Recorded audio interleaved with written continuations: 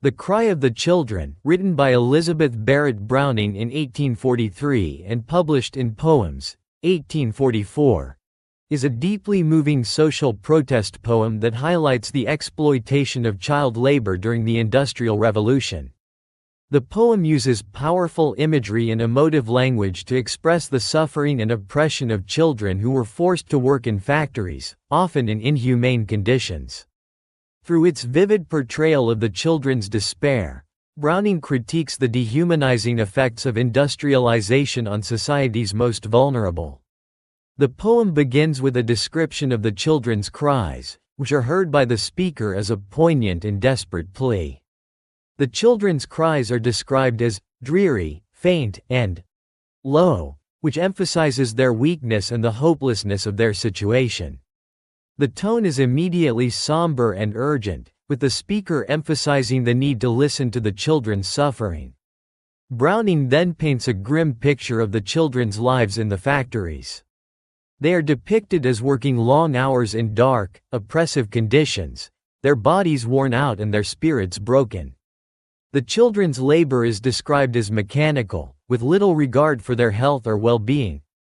The repeated refrain, "How long," which is echoed throughout the poem, captures the children's sense of endless suffering and their yearning for relief.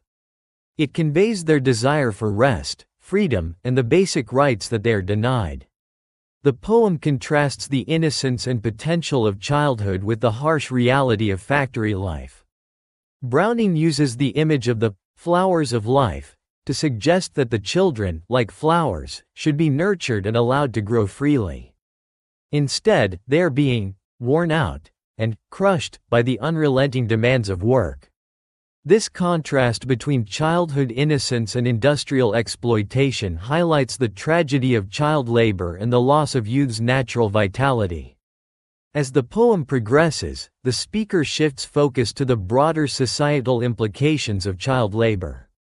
The children's suffering is not just an individual tragedy but a collective one, affecting the moral fabric of society. Browning critiques the moral indifference of those in power, particularly the factory owners and industrialists, who exploit the children for profit without regard for their humanity. The poem's tone becomes increasingly accusatory as it condemns the social systems that allow such exploitation to continue. Browning also uses religious imagery to further underscore the moral dimension of the children's plight. She appeals to God and the heavens, asking why the suffering of the innocent children is allowed to persist. The poem suggests that the cries of the children should be heard by those in power and that society has a moral obligation to protect its most vulnerable members. The speaker challenges the audience to confront the social injustices that enable such suffering and to take action to end it. The final stanzas of the poem are a call to action, urging the reader to recognize the moral urgency of the children's suffering. The speaker implores those in power to listen to the cries of the children and to act in a way that honors their dignity and humanity. The poem ends with a powerful image of the children's cries rising to heaven, suggesting that their suffering is not only a moral issue but a spiritual one as well. Structurally, The Cry of the Children is composed of 9 stanzas, with alternating line lengths and a regular rhyme scheme. The poem's irregular meter reflects the unsettling nature of its subject matter, as it moves between flowing descriptions of the children's suffering and sharp, urgent calls for action.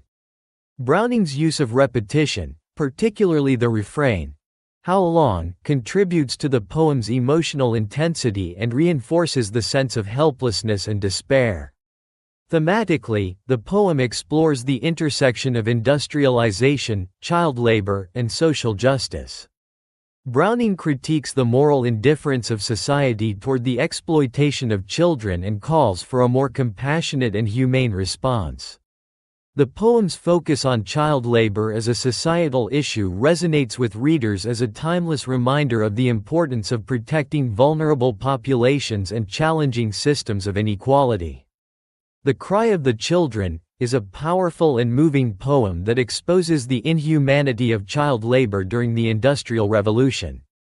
Through its vivid imagery, emotional tone, and moral urgency, Elizabeth Barrett Browning calls attention to the suffering of children in factories and advocates for social reform. The poem continues to resonate as a poignant commentary on the need for social justice and the moral responsibility of society to care for its most vulnerable members.